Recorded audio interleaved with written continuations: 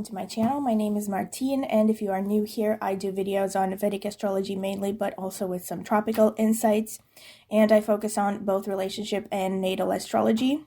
And if you like this video and you would like to see more content from me, don't forget to like the video, subscribe to my channel. Also consider clicking the notifications bell if you want to see when I will post a new video.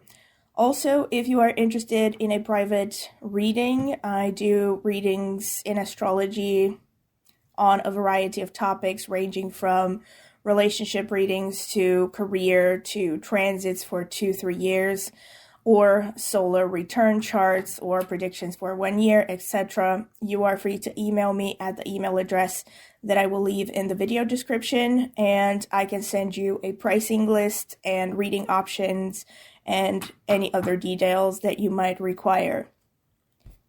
Also, I want to mention that I have started membership options on this channel, and the short of it, just to give you the short perks that you will get if you choose to join the membership section, you will get 1 extra video per month for each membership stage or tier.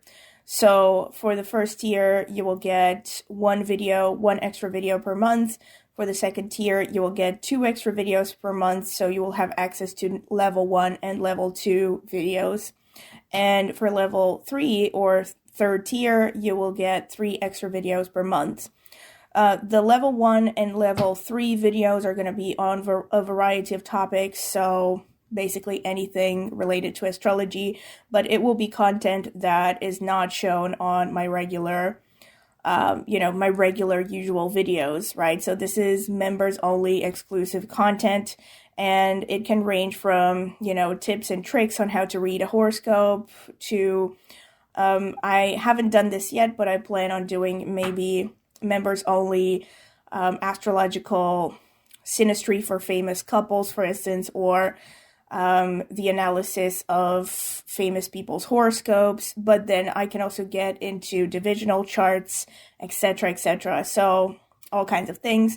The level 1 or second tier of membership options is especially related to synastry astrology topics, meaning relationship-oriented astrology. So this could be things like how to discover which kind of partner archetype is right for you according to your horoscope, or it could be, again, different characteristics, whether you're going to have a good marriage according to your horoscope or a less than stellar marriage. But you can find more concrete examples in the lists that you will find in the video description, because I have added the playlists where you can already see all the videos that I have posted in each members section. So yeah, you can see what videos you will have access to from the ones that I have already done. But I will continue to post, like I said, 1 extra video per month for each level of membership. And in addition to that, in the members only section, you will have access to members only polls, and you will also have priority when it comes to getting your comments replied to on my channel. And you will also have stickers that basically show up next to your username that show that you are a member, and a couple of exclusive emojis. All right, so that's pretty much all the perks that you can have as a member on my channel. If you're curious, you can check the video description for more details as well, or you can click the join button under any of my videos to also see the prices, because the prices will be shown in your local currency. All right, in addition to the members only section, I also have a tarot channel, and I post there semi-regularly, and I will be linking the tarot channel in the video description as well as in the pinned comment. It's called Martine's Tarot. So if you are curious about tarot, if you're into it, maybe check out my channel, maybe subscribe. I would greatly appreciate it. Thank you very much for listening to this intro. And now I'm going to get straight into today's topic. Hello and welcome to my channel. Welcome to another video from me. I'm going to dive straight into this topic. So this was requested by several viewers over, the past several months. And at first I thought I don't know if I should do a video about this because I have done kind of related topics several times that kind of touch upon this. So, I felt like to a large extent people might get the general idea of what the answer to this topic is if they watch a lot of my videos.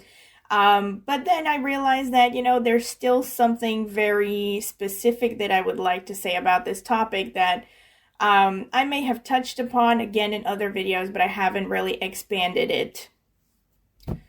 And that is the impact on a person's psychology and their tastes in relationships. I think I have touched upon it now that I think about it. I mean, in several videos, but like I said, did not expand, not to the extent that I would like to. And what I mean about this, so first of all, the topic that was requested, I should have started with this, is the topic of which aspects are the ones that are the most producing of attraction, let's say, the ones that are causing the highest level of attraction in synastry, right? So between two people that might be romantically attracted to one another. So one thing that I want to say right off the bat is precisely this topic of how a person's psychology impacts what they find attractive. While I would say that there are, let's say, some aspects in astrology that definitely tend to show some level of attraction, ultimately, what I have noticed is that psychology plays a very big part. And when I say psychology, talking about astrology here and the link between psychology and astrology, as I have mentioned also in multiple videos, including the one where I talked about bad childhoods, for instance, and many other videos where I talked about this, that you can basically see a person's general childhood vibes by looking at their horoscope. And you can see the relationship they had to the mother figure and the father figure.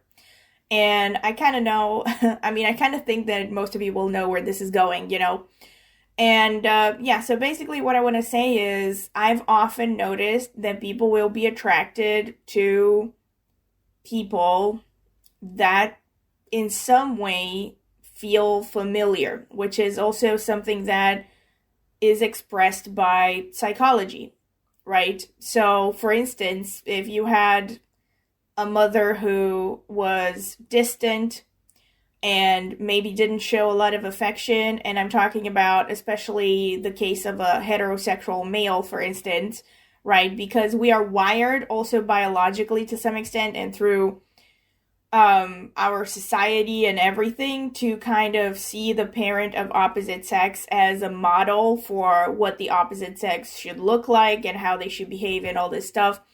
And oftentimes, especially when it comes to heterosexual people, I can't speak for people who are LGBTQ because I don't know about these studies, although I'm sure in their case you would probably find the same thing. It's just that it may not be the parent of the opposite sex, But yeah, what I was going to say is that you see these connections where people are attracted to others that somehow remind them of one or both of their parent figures, their primary parental figures, right? Whoever those are.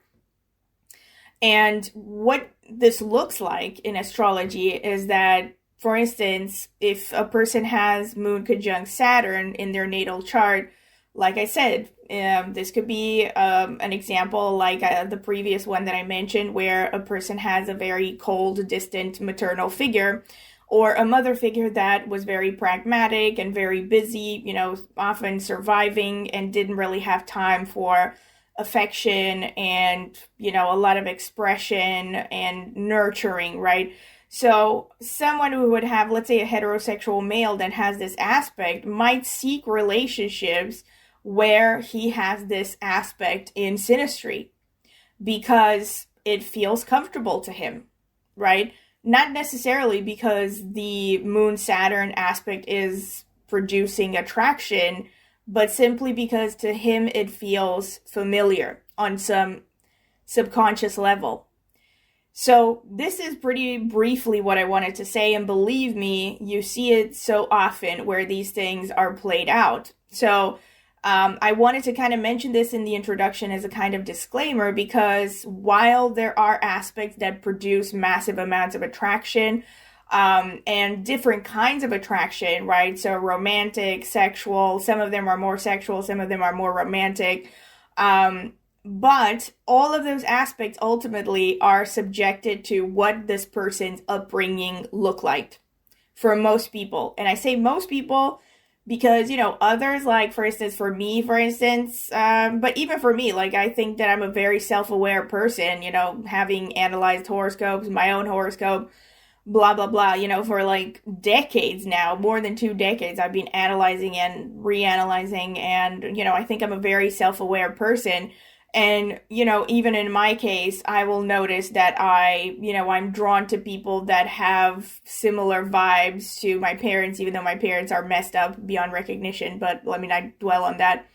And even though the conscious part of my brain is like, ugh, it's still like a very subconscious drive because you get, I think, as a child, just programmed, in the early years of your life. There were these studies, for instance, that showed that in the first 7 years of your life, your brain is like a recording device. It's like in some certain brain waves that are basically unconscious, like it's almost just recording, so like the foundation of your personality and everything that comes with your initial tendencies and everything is basically shaped within the first 7 years of life. So that being said, I'm still going to give you a list of aspects that produce attraction, but they have to be filtered through, like I said, the individual situations. For instance, just to give you another example of what I wanted to illustrate is, for instance, you will see cases where people who have, let's say a person like this who has Moon conjunct Saturn in their natal chart or opposite Saturn, right? Some kind of a strong connection to Saturn on the Moon, and this man in question, let's say, doesn't have any Jupiter, doesn't have any Mars on the Moon, so it's a very kind of dry, cold sort of Moon energy. If this man is in a relationship with a woman who has her Mars conjunct his Moon, even though there will be a huge amount of attraction, he might still be too terrified to pursue a relationship, for instance. Or the other way around. Let's say he has his Mars conjunct some other woman's Moon, but he has this Moon-Saturn conjunction, right, that makes him want to be around people that are very controlled and is maybe not even comfortable with emotional closeness, because that's another hallmark of having a Moon-Saturn aspect, because it shows the mother was pretty cold and aloof and all that, and again, not particularly affectionate. So a man like this may not even be comfortable with the level of intensity and attraction and, often intense intimacy that a Moon-Mars conjunction would bring, right? So this is an example I can think about right off the bat. Another thing that I have noticed that, is kind of like, again, somewhere at the border between psychology and astrology, is I've often noticed by analyzing horoscopes that people are often drawn to people that have traits of the most troubling parental relationship that this person has had. And it may not necessarily be the person of opposite sex, and even when you are, heterosexual, sometimes, which is very kind of, Sigmund Freud analyzed this, like, it was a lyric in a Madonna song a long time ago.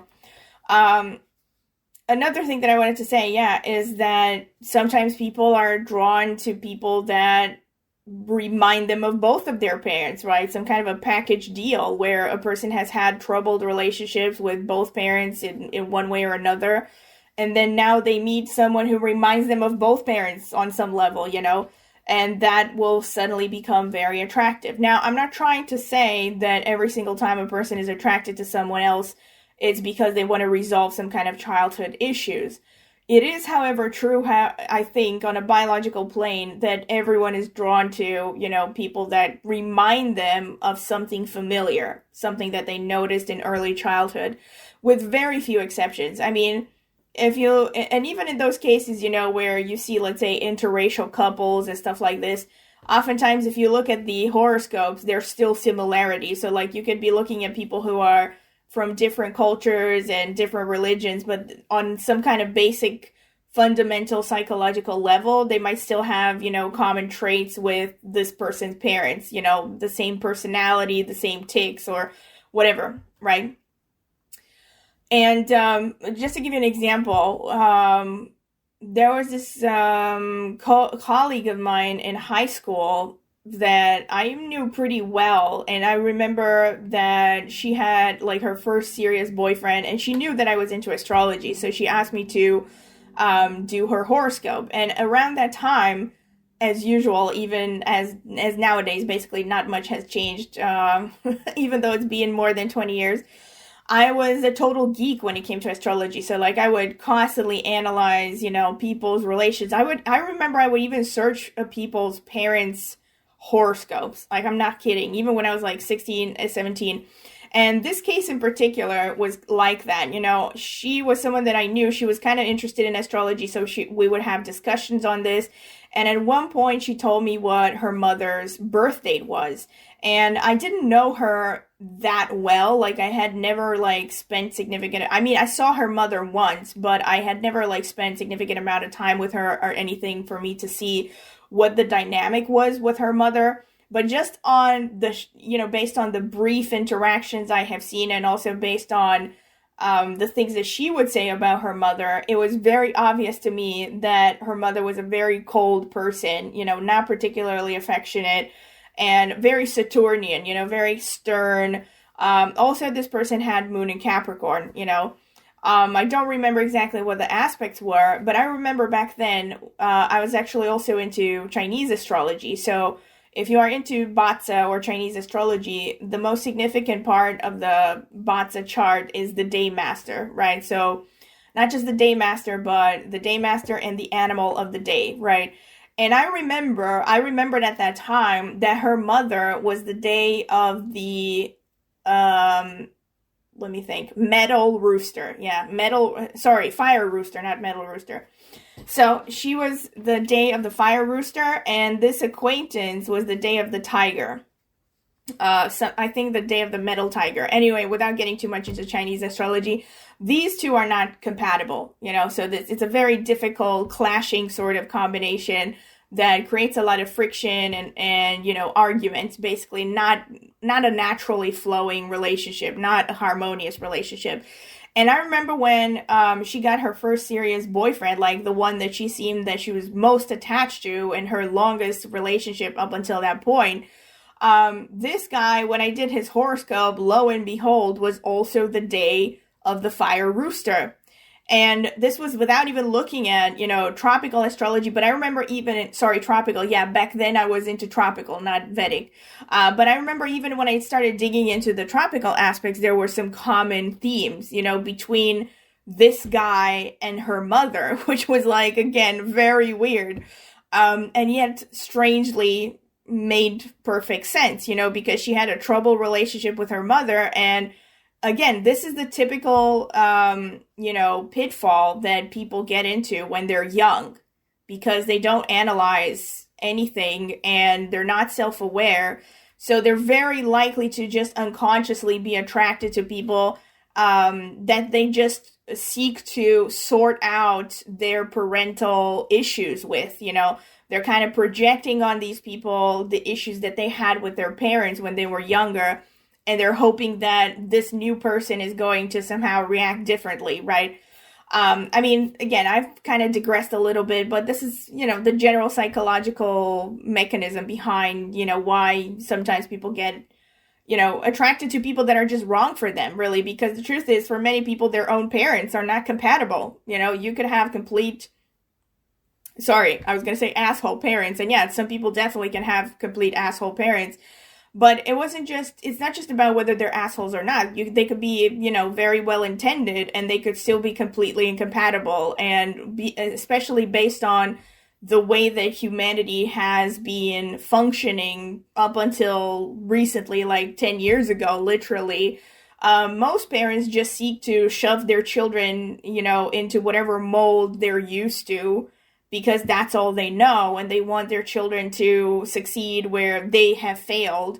And in doing so, basically they abuse their children, try to shove them in things that they're not really, compatible with. They're not really happy in, like bad careers or pursuing the wrong romantic relationship or whatever the hell it is, right? So anyway, totally digressed, but this is the situation, right? So because this is how parents have been for most of human history, it's very easy for them to just become their children's own worst enemies without even realizing it, because they're actually keeping the child from being happy and fulfilled and, having a life that the child finds meaningful. This was one thing that I wanted to say. Aside from that, though, this is the general psychology, right? So this is the psychology part that has to be taken into account. Let me get into the list of aspects, still the things that I have noticed, and also based on theory without even looking at examples would make the most sense. But you still have to look at the examples because, some of these aspects that a lot of people think would produce attraction actually don't produce that much attraction, But the aspects that I have seen that produce attraction most commonly are especially the Moon-Mars aspects. I would say still this is the strongest aspect of attraction between two people. And it's not even just, I'm not sure exactly, actually, I think I mentioned also in that video, because I have a video about the Moon-Mars aspects in Synastry. I think it's still like my most viewed video on this channel.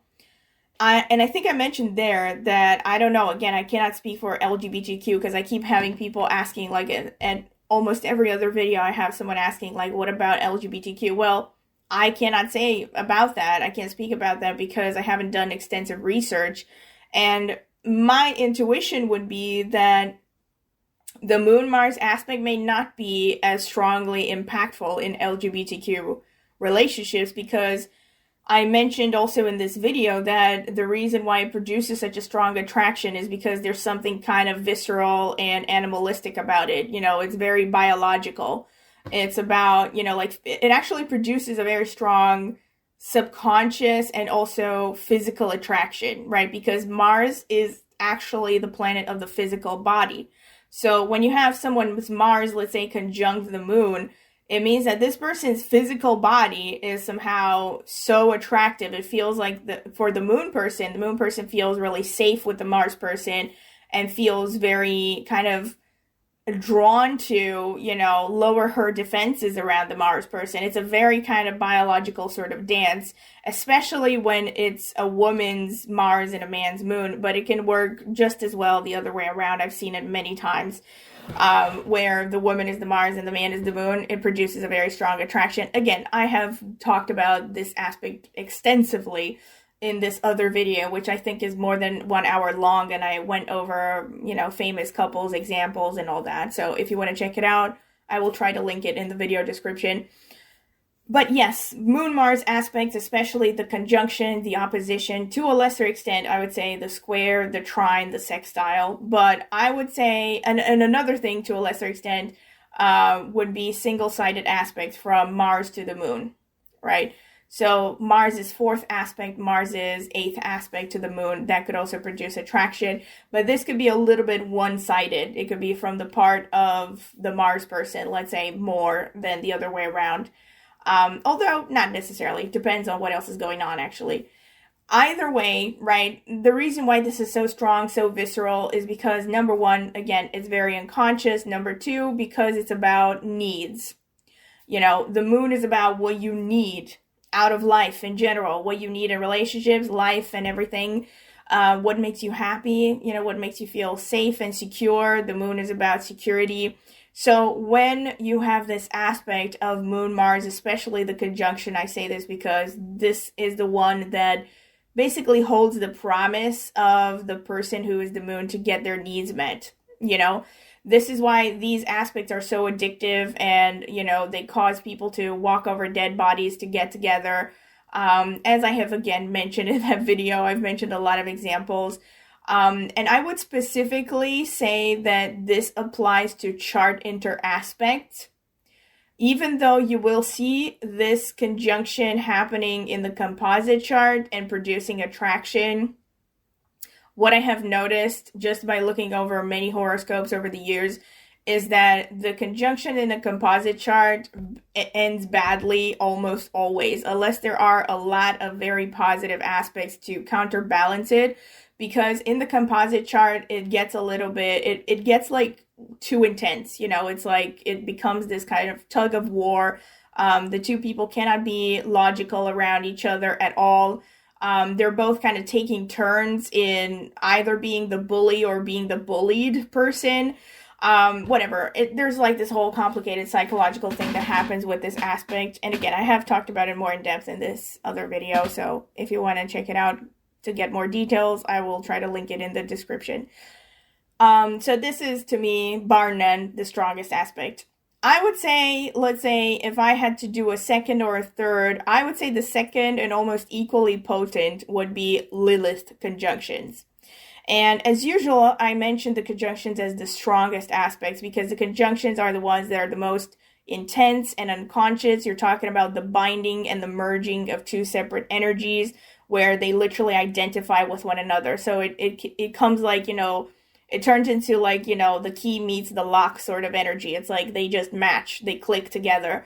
And the Lilith conjunctions, and I've done a video talking about the Lilith conjunctions. Now, speaking strictly on the topic of what produces the highest attraction, this one is up there with the Moon-Mars aspect.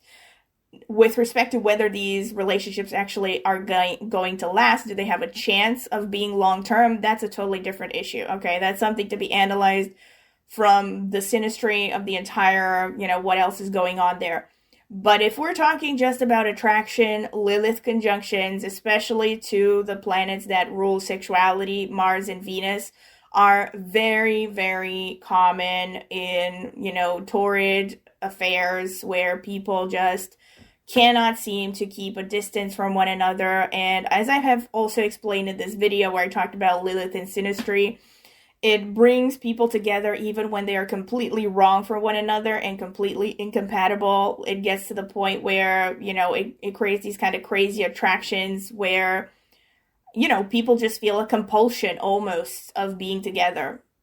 And yeah, pretty much. There's nothing more to say, not more than I have already explained in that video. So again, I will be linking it in the video description so you can check it out. Because I've also mentioned some famous couples examples and, you know, different things. But I would say, as far as I have noticed, any conjunction involving Lilith is very strong. To a lesser extent, of course, you also want to look at the other aspects like the opposition, the square, the trine, the sextile. But mainly the conjunction is the strongest. Aside from this, another strong factor of attraction, if I were to list it based on intensity, would be the Venus ascendant conjunction. This is another very strong one that you see all the time in relationships.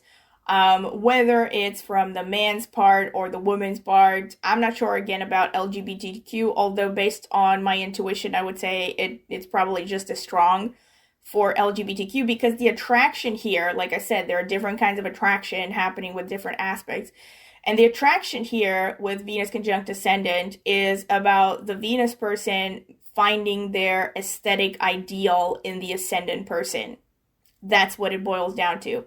Not just their aesthetic ideal, but like the full package sometimes. You know, they might idealize the ascendant person. They might think, oh my God, this person is like, you know, Venus walking on Earth. They're the embodiment of everything the Venus person finds beautiful and aesthetically pleasing and you know, lush and attractive. And, you know, they're kind of like drawn to the ascendant person like a moth to the flame, you know.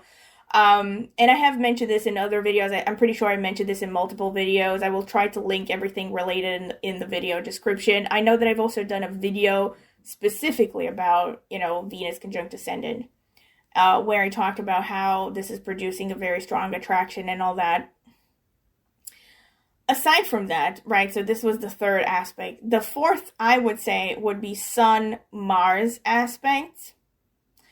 And again, in this situation, you have to be really careful, because if you're looking at the square, especially in composite, again, it's one of the worst aspects to have.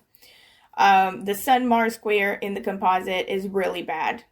You know, it's basically constant arguments, constant friction, constant butting heads. The two people are never in agreement, basically. The square between two horoscopes is also not that pleasant, but it produces more attraction, and it also produces attraction, and depending on what else is going on in the horoscope, it might be manageable to some extent. However, the conjunction between Sun and Mars is very, very strong. You will see it again in the synastry of people who have been together for long periods of time. This aspect in itself, again, is not necessarily going to bring the durability, but it will keep the fire burning for each other. You know, like it's a long-lasting sort of attraction, and it's more vital. You know, it's more intense and kind of a burning desire that doesn't go away. As opposed to, let's say, when you have a conjunction between a masculine and a feminine planet that could go sometimes ups and downs, you know, like the conjunction between Mars and Venus, or the conjunction between Moon and Venus. But this one is very, very strong. It's strong, it's long-lasting, and, you know, I've seen it very, very commonly, you know, and it actually adds to the durability as long as the rest of the synastry is good. So this would be the number, 4? I've lost track. I've totally lost track. I'm going to have to recount them anyway. I'm going to stop counting because I lost track. But, you know, it doesn't matter. This is another strong example.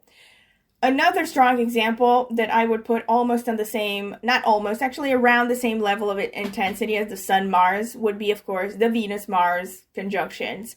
This one is not, I think, again, a lot of people look at Venus-Mars, especially in traditional tropical astrology, as, you know, some kind of I don't know, like the holy grail of sexual attraction in relationships and romantic attraction. It depends a lot on what else is going on there, and it also depends, again, as usual, on the natal chart of each person and what other configurations are happening in synastry. I would not think of it as, like, you know, out of your mind crazy attraction. For the simple reason, let me put it like this, because Venus represents kind of an illusion, you know. So the conjunction between Venus and Mars is kind of like conditional attraction. You know, it depends on how long the two people can keep the magic alive, basically. It's based on the Venus playing her part, the Mars playing their part. It's kind of like a dance of, you know, two ballet dancers together and playing the part. One of them is the Romeo, the other one is the Juliet, and how long they can maintain, you know, this dance of, like, courtship, basically. But the problem is with this aspect, as well as kind of like pretty much anything involving Venus, actually, is that it could lead to a superficial sort of attraction where the two people are only attracted to each other because of looks or social status, or because they look cute together, or, you know, things like that. So this is why I would not rank it. I would definitely not rank this as high as Lilith conjunctions, or you know, like, for instance, conjunction between Lilith and Venus, or Lilith and Mars, or definitely not like Moon Mars, at least as far as I have seen. All right.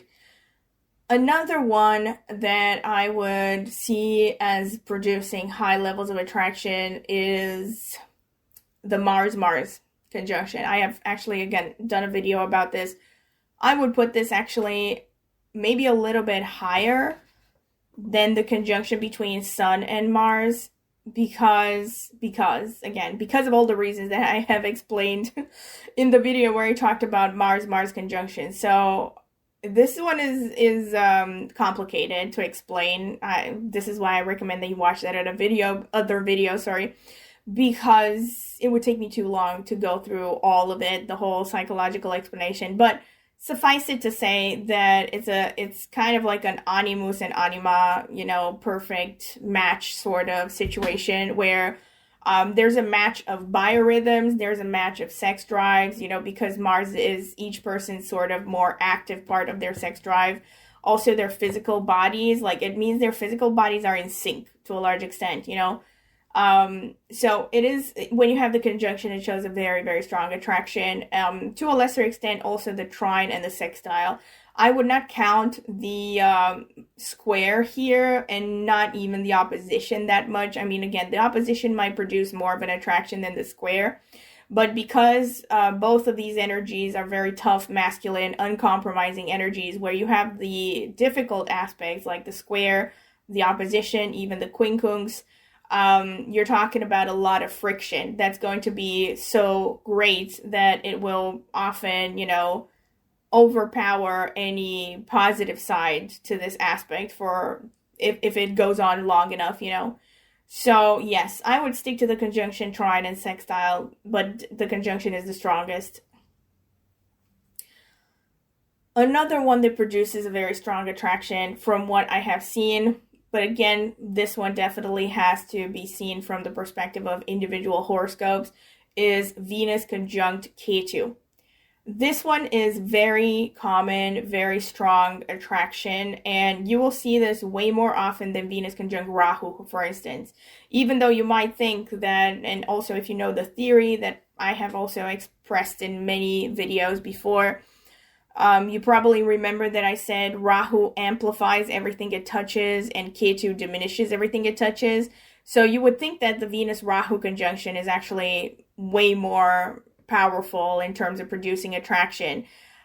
In some cases, it might actually be the case, but even when the Rahu-Venus conjunction produces attraction, there's still a lot of anxiety about it because Rahu is like uncharted territory, right? So it's like, depending on the horoscopes, you could have a situation where people are attracted to each other, but the relationship seems like it's way outside of each other's comfort zones, to the point where it's not worth pursuing because it seems like such a foreign land for both of them, you know.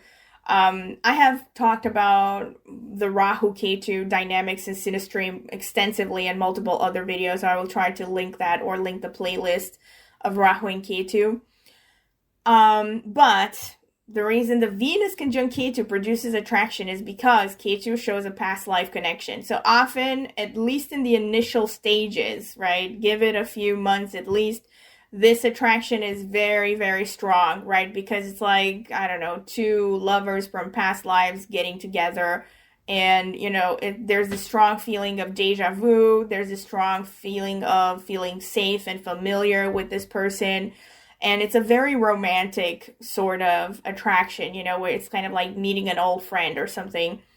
I've seen it so often that it produces attractions, and often it ends in relationships, but whether they last or not depends a lot on the rest of the horoscope, because in theory, the Venus conjunct Ketu is, you know, more likely to diminish attraction over extended lengths of time, right? So the longer the two people are together, the less and less romantic and affectionate they will feel towards one another.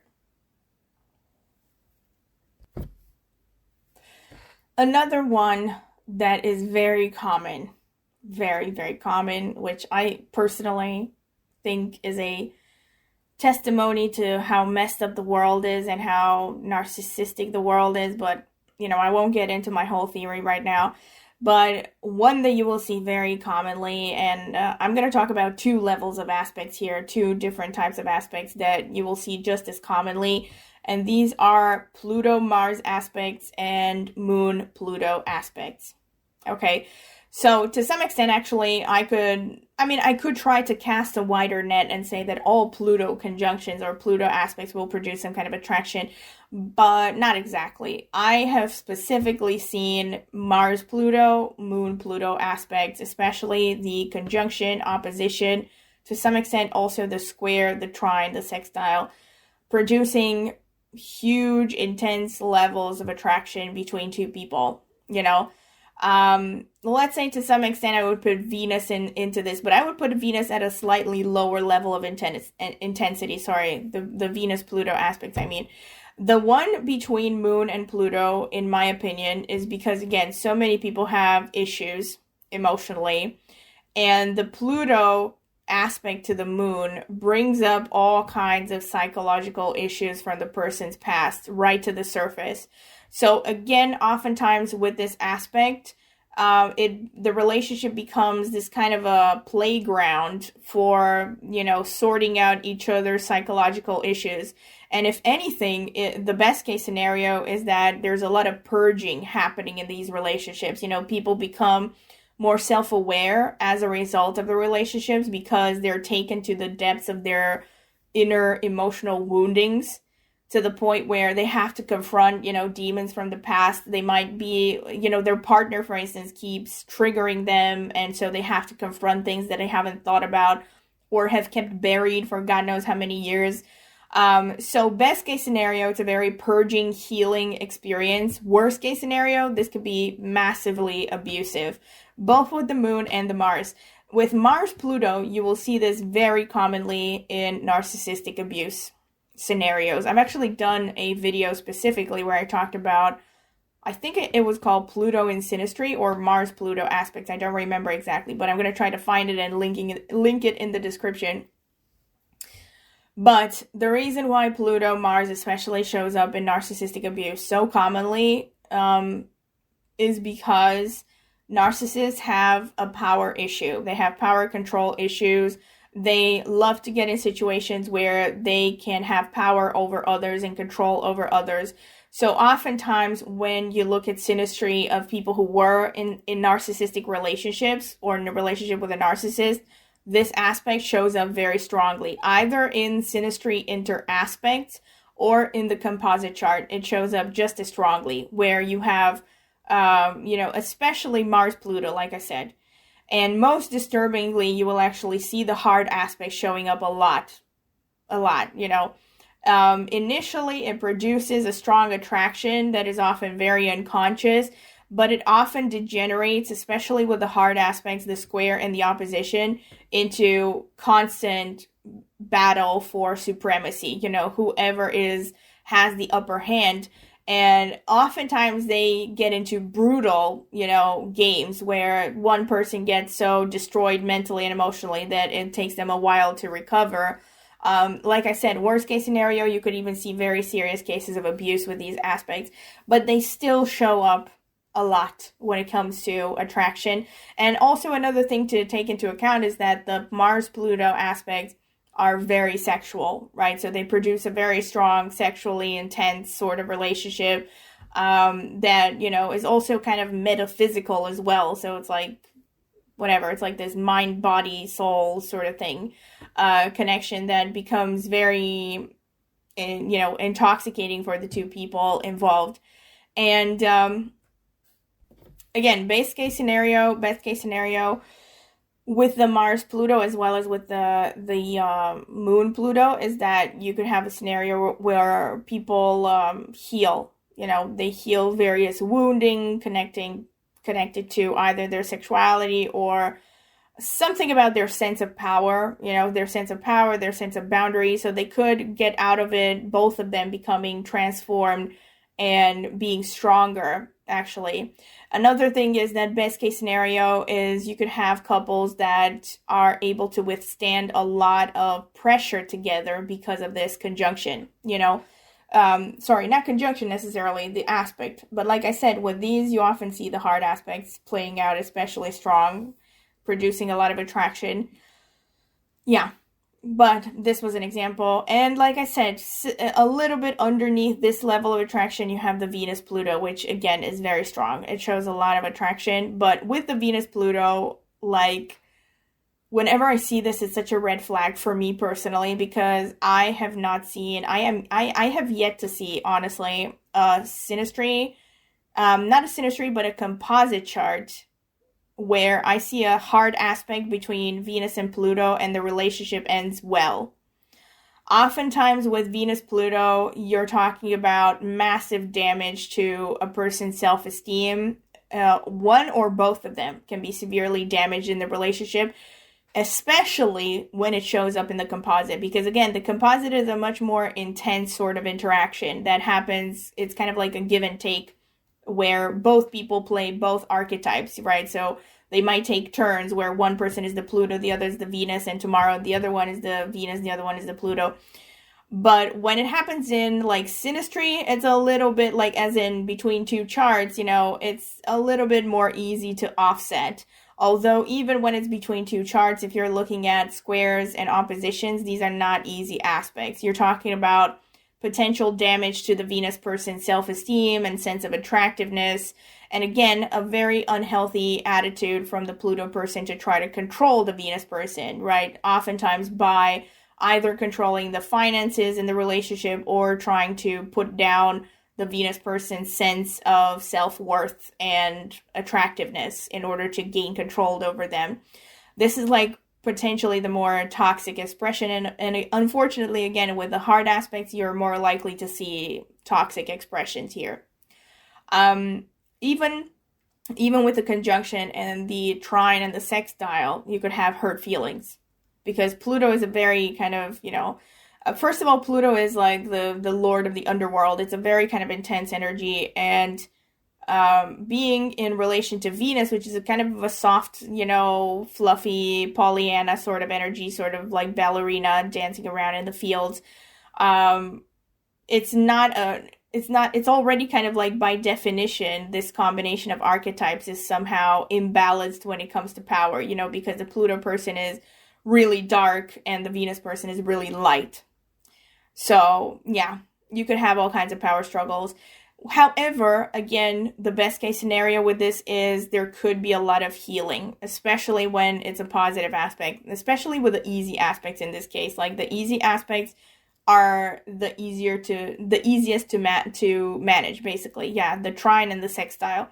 If you get into conjunction already, it's becoming really intense. You're talking about a lot of intensity, and because there's a lot of intensity, there's a lot of desire to control one another through all kinds of like underhanded games and all this stuff. However, all this being said, you're still looking at a lot of attraction either way, from both people's parts, but it's going to be on different levels, right? The Pluto person is more likely to become stalkerish and obsessive. Whereas the Venus person can just be, but also the Venus person can also be drawn to Pluto like a moth to the flame, because Pluto is so intense and fascinating. Yeah, but pretty much you will see this very strongly showing attraction in very strong attraction situations.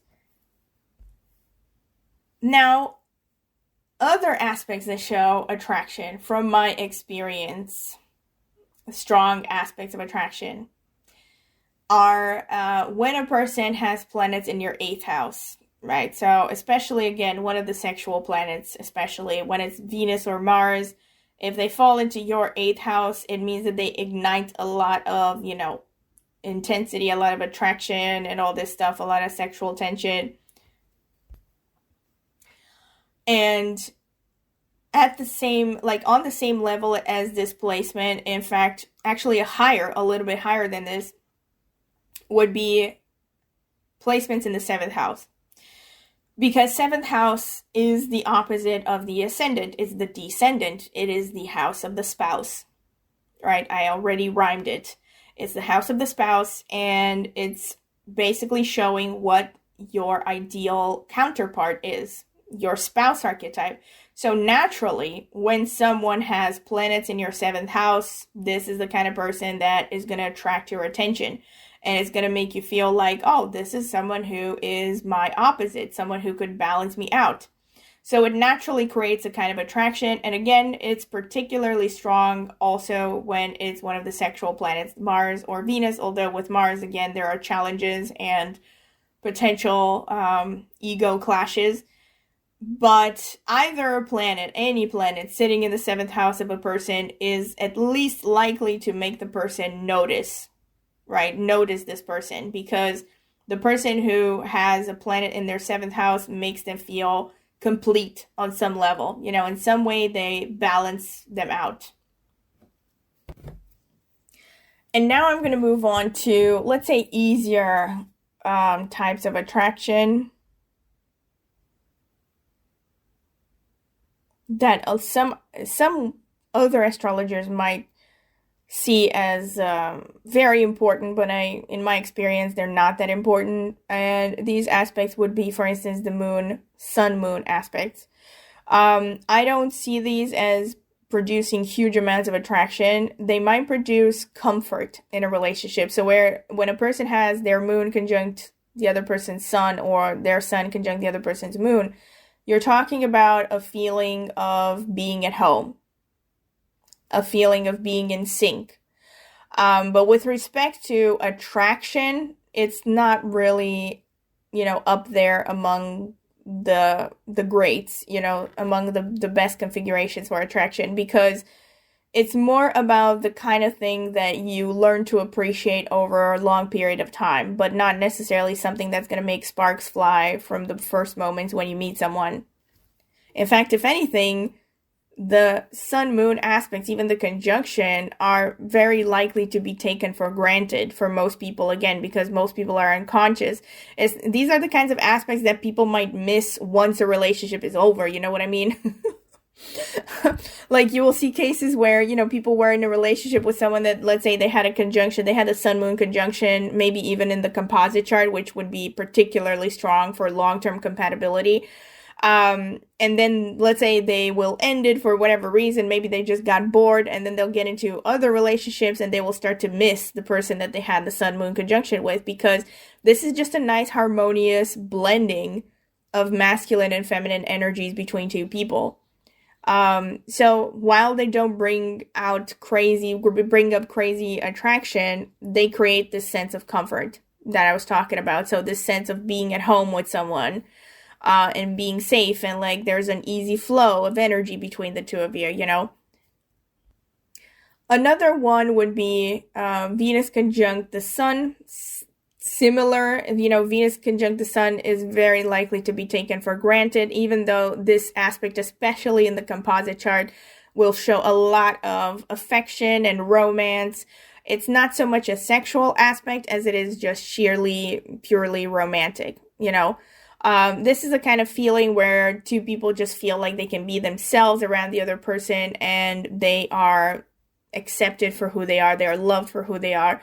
So it creates a nice, flowing, harmonious energy in a relationship. But again, since it doesn't produce like huge sparks, it's easy to take for granted, basically. So similarly to the sun moon, it's more like the kind of thing that people regret once the relationship is over, rather than something that they really appreciate that they have in the moment, you know what I mean? Which is, yeah, definitely a shame. Same thing with the Mars conjunct ascendant.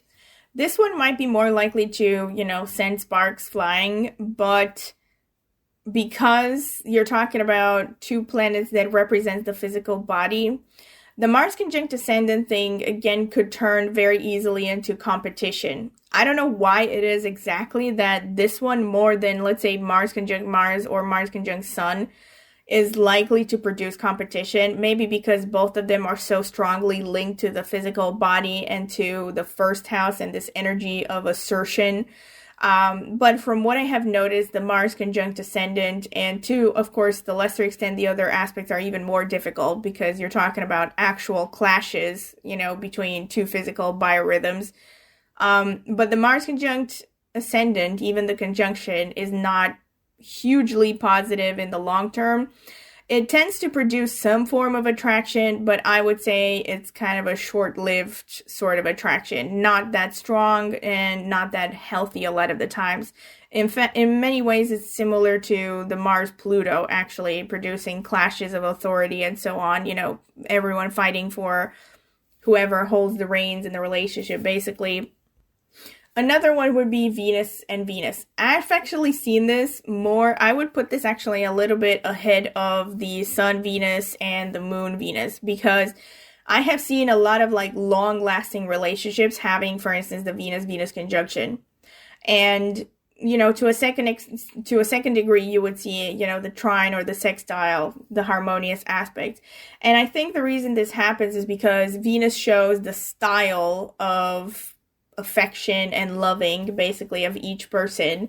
So, in other words, it tends to show that people have similar love languages, basically. So, like, if you both have the same Venus, it shows that your way of expressing affection is very much the same.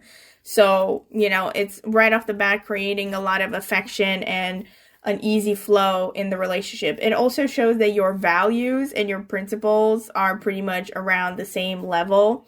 You value the same things, you know, and it also shows that you enjoy the same things, basically. So it's a kind of conjunction that just produces compatibility because you understand each other very well.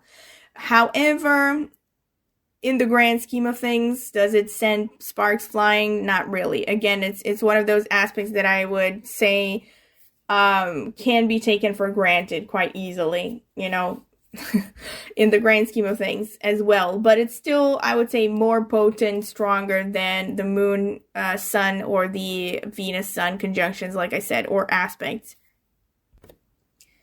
And this is pretty much it. This is my list of things that are most likely to produce attraction, to be honest. And, well, there is one thing that I should have mentioned, which is kind of like parallel to all of these things, but it is something that I take into account. There's this thing called magnetic attraction.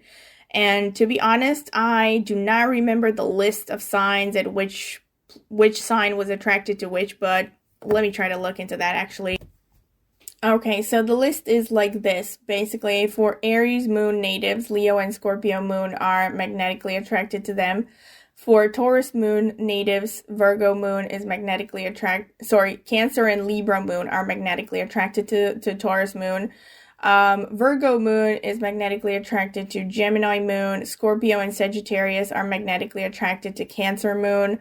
Libra moon is magnetically attracted to Leo moon. Pisces and Gemini are magnetically attracted to Virgo. Capricorn and Virgo moon are magnetically attracted to Libra moon. Cancer moon is magnetically attracted to Scorpio. Pisces is magnetically attracted to Sagittarius, and this is specifically applying to moon signs, of course. Aries and Aquarius are magnetically attracted to Capricorn. Aries is magnetically attracted to Aquarius. Capricorn moon is magnetically attracted to Pisces. So these attractions, these types of attractions, I have seen them to take some effect, at least. I would not say that they're like one of the strongest signs of attraction, but they do add to the attraction, definitely. I've seen this a lot where, you know, there's like, I think even with, if I'm not mistaken, yeah. Angelina Jolie and Brad Pitt, like, he has moon in Sagittarius in Vedic astrology, and she has moon in Pisces. And Pisces moon is magnetically attracted to Sagittarius. I remember, like, looking into this when they started having an affair and all that, and eventually got married and eventually separated. But you see this a lot, you know, it does play out where these signs produce massive amounts of attraction. I'm not 100% sure where this is coming from. It's a Vedic technique, but it's worth taking into account when it comes to attraction. However, I would not take this into account if there are no other major aspects of attraction among like some of those that I listed previously, you know. So if you just have this without a lot of the other aspects that show attraction, I would not really take it into account, basically. So, yes, pretty much this is the list of aspects, configurations that are bound to produce strong levels of attraction between two people in synastry. And I hope you have enjoyed this video, and if you have, as usual, don't forget to like, subscribe to my channel if you haven't done so already. Click on the notifications bell if you want to be notified when I post a new video. Also, if you want to learn more about the membership section, you can check out the introductory part of the video where I will talk about it. Aside from that, if you would like to get a private reading from me, you can check out the video description as well. I have left my email address there. You can email me for more details, pricing lists, and reading options, and other details. And last but not least, I have a tarot channel, which I will be linking in the video description as well. So if you're curious about tarot and you would like to see my channel, go ahead, check it out, maybe subscribe. I would greatly appreciate it. Thank you very much for listening, and I hope to see you at my next video. Bye.